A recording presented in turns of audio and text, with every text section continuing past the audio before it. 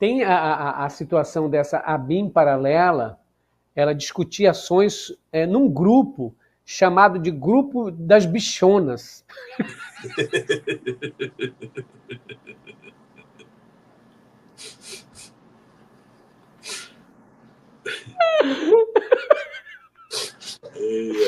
Eu não tô brincando, não, moço. Era o nome do grupo? Você participou?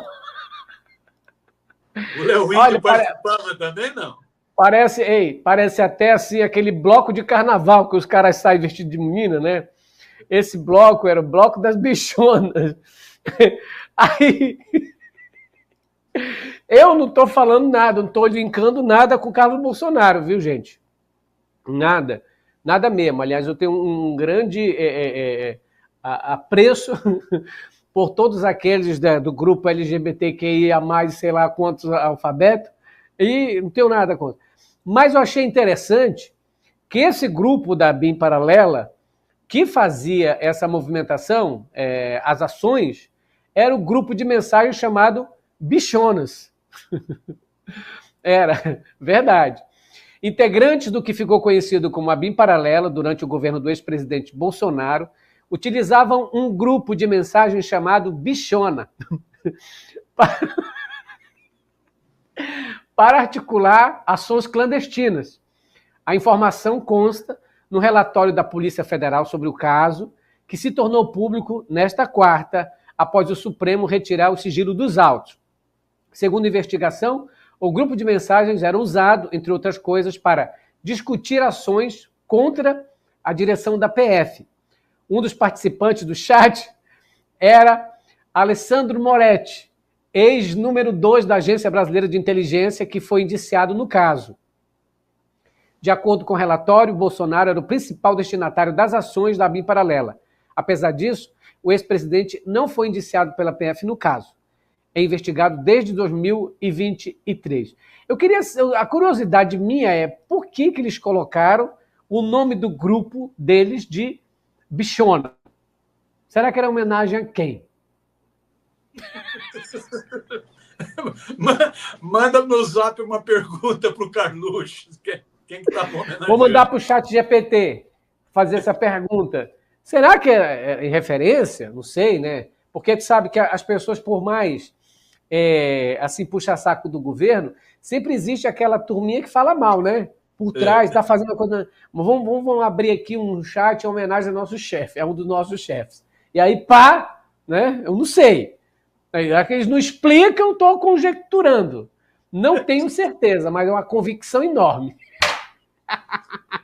Manda a pergunta lá para ele, manda lá para ele. Ai. Mas agora o ex-assessor de Bolsonaro, Marcelo Câmara, foi preso por tentativa de obstruir a investigação sobre o golpe. O que você tem a falar sobre isso, Miro? Deixa a bichona para lá. Você manda a perguntinha lá para ele. Não, então essa determinação da prisão tem a ver com isso, é que esse militar ele já estava proibido, né? Ele estava com várias medidas cautelares para não ter contato com outros indiciados, outros réus, né? Não usar redes sociais, né? Não dar entrevistas, né? E ele acabou desrespeitando essas várias medidas num esforço para desgastar a delação premiada do tenente-coronel Mauro Cid, o ex-faz-tudo do Bolsonaro. Então, eles entraram com...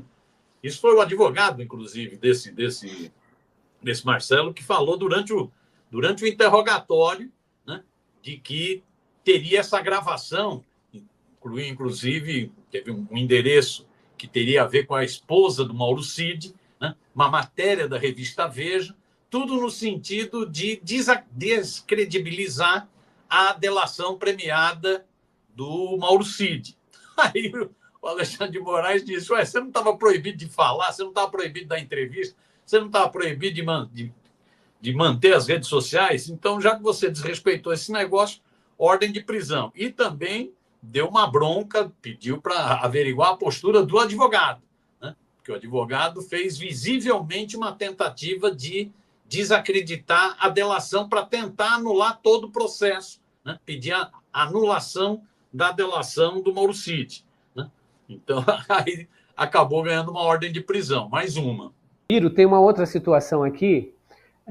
Eu não sei se você viu um vídeo do Eduardo Bolsonaro acusando o Brasil e o presidente Lula de ter aí feito negócio com o Irã de venda de urânio ao Irã.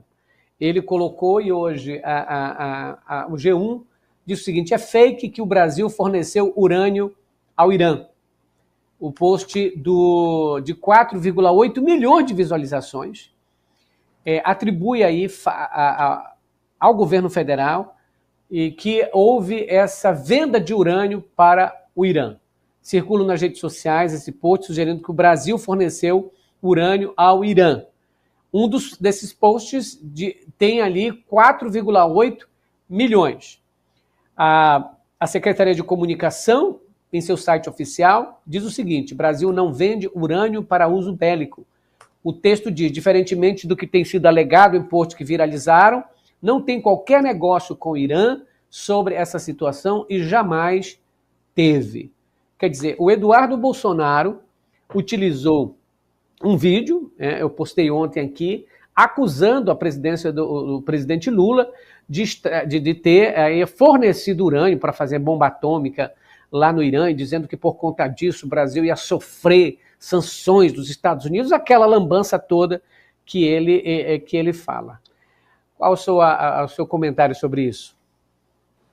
Então, aqui, eu acho que o Dudu Bananinha, além de estar vivendo no bem bom lá nos Estados Unidos, volto a dizer, coitadinho, com uma mesada de 2 milhões que o papai mandou do Pix, o Pix que os otários deram para o Bolsonaro, né?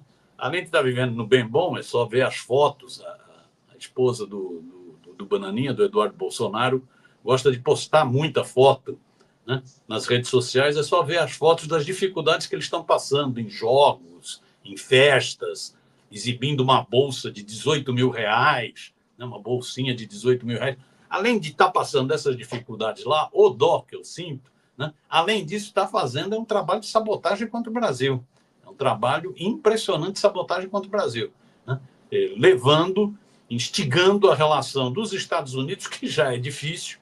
Tem um maluco presidindo os Estados Unidos, esse Donald Trump, né, instigando as relações dos Estados Unidos a ficarem mais hostis ao Brasil, chegando a propor sanções econômicas, chegando a propor ações de ataques ao judiciário brasileiro, chegando a propor, a nominar, inclusive, né, a querer proibir que o Alexandre de Moraes viaje para os Estados Unidos, não é isso? Querer proibir que utilize conta nos Estados Unidos, né?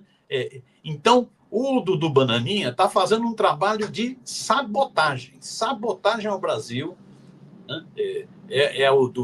Põe aquele chapeuzinho do MAGA, né, do tornar a América grande outra vez, ou seja, põe o chapeuzinho de quem está tentando destruir a economia brasileira com tarifaços e a economia mundial com tarifaços, né? Põe o chapeuzinho do MAGA e fica instigando o governo dos Estados Unidos a restringir a ação do Alexandre de Moraes, atacar o Supremo Tribunal Federal, adotar sanções econômicas contra o Brasil, tentando colocar, inclusive, o Brasil na chamada lista dos países das nações terroristas, né? Porque esse negócio do Irã é para colocar o Brasil como quem estaria ligado ao Irã nesse conflito mundial, na questão atômica, né? Então, é a atitude de um lesa-pátria, de um vende-pátria.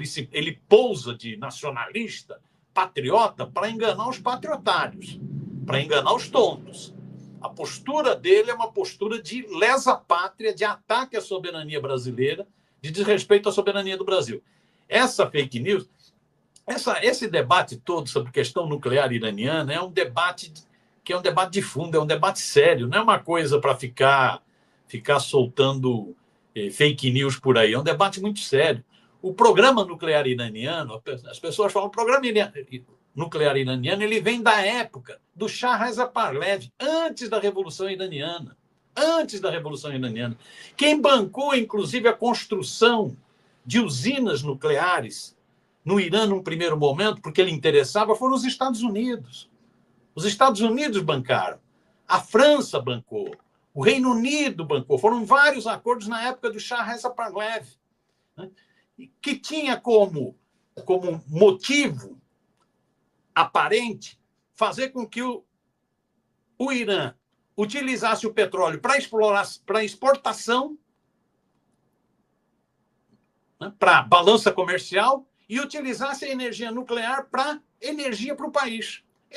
E que tinha, em determinados momentos, interesse dos Estados Unidos em função das tensões no Oriente, né, das tensões na região, né. Então, esse é um programa muito antigo. Falar o seguinte, não, o Irã tem que desmontar o programa nuclear. Como assim? É um programa que tem mais de 60 anos. 60 anos, são milhões de dólares que foram investidos num programa para garantir energia, né, para o povo iraniano. Aí vem um sujeito, um desqualificado como esse do Bananinha, e fala que o governo brasileiro estaria negociando com o Irã para energia atômica, para bomba atômica. Isso é de uma irresponsabilidade total e que visa exatamente, no meu entender, né, tentar instigar, né, o do Bananinha se jacta muito de ter relação direta com a família Trump, né, e de estar ajudando a família Trump, está municiando a família Trump para se colocar contra o Supremo Tribunal Federal brasileiro, contra o governo de esquerda do Brasil, né? É esse o papel que ele está cumprindo em mais esse ataque agora. É preciso que o governo realmente vá para a ofensiva, mostre como isso é uma inverdade, como isso é uma mentira, como isso é uma fake news, né? Porque é isso se espalha. A mentira se espalha muito fácil. Você disse aí quantas visualizações teve? 4,8 milhões. Pois é. A mentira se espalha com uma velocidade impressionante. Enquanto você está tentando argumentar, mostrar, inclusive, contextualizar o que é o programa nuclear iraniano, né? A situação do Irã. Enquanto você está tentando fazer isso, um ataque mentiroso de que tem um conluio entre o governo Lula e o governo do Irã para a energia nuclear, um ataque mentiroso desse se espalha rapidinho, 4 milhões e pouco de visualizações. Então é preciso que o governo... Aí ficam falando, governo terrorista, governo que apoia terrorista e tal, tudo por conta dessas fake news. É por isso que lá no início do governo eu propus que o PT fizesse um bunker de resposta, porque hoje não estamos mais vivendo na década de 80. A gente está vivendo num mundo hoje em que todo mundo tem um meio de televisão. Pode ser a televisão, a pessoa, uma fala pode ter milhões de visualizações.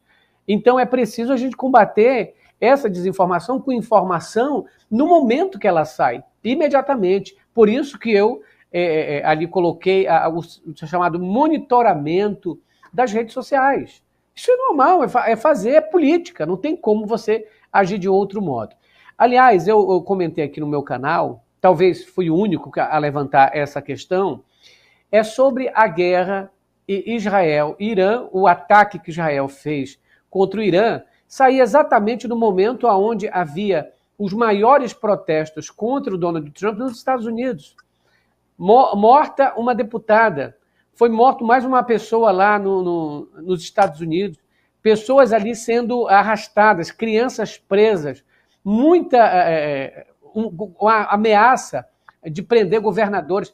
Ou seja, agora o Trump, por exemplo, está exigindo o acesso às redes para dar visto de estudante para quem quiser estudar nos Estados Unidos. Então, vai exigir que todo estudante desbloqueie todas as suas redes sociais para permitir que o consulado investigue a rede social da pessoa. Então, ela não pode ser de esquerda, ela não pode ter feito uma crítica contra o Donald Trump, ela tem que ser ideologicamente adequada ao modelo Trump. Ou seja, para você entrar para estudar nos Estados Unidos, você tem que ser extremista de direita. Então, aí, falar sobre liberdade de expressão num caso desse é um tapa na cara da verdade. Então, eu vejo que a mídia corporativa esqueceu completamente os protestos nos Estados Unidos e só fala de guerra. O tempo todo falando de guerra. Como se o protesto lá tivesse acabado. Está girando, mas ninguém mostra mais nada. Aliás, até os próprios meios lá de comunicação, você só sabe porque os americanos que estão na rua postam. Agora imagine, o país que se considera o maior protetor da liberdade mundial restringindo as notícias. Aliás, uma menina que acompanha o nosso canal, que mora nos Estados Unidos, diz assim, até as televisões americanas. Se sabe o que está acontecendo, mas as televisões não mostram. Eu lembro das diretas já, Miro, aonde a Globo passava programas que não tinham nada a ver com diretas já. E a coisa acontecendo no meio da rua, mas eles não noticiando.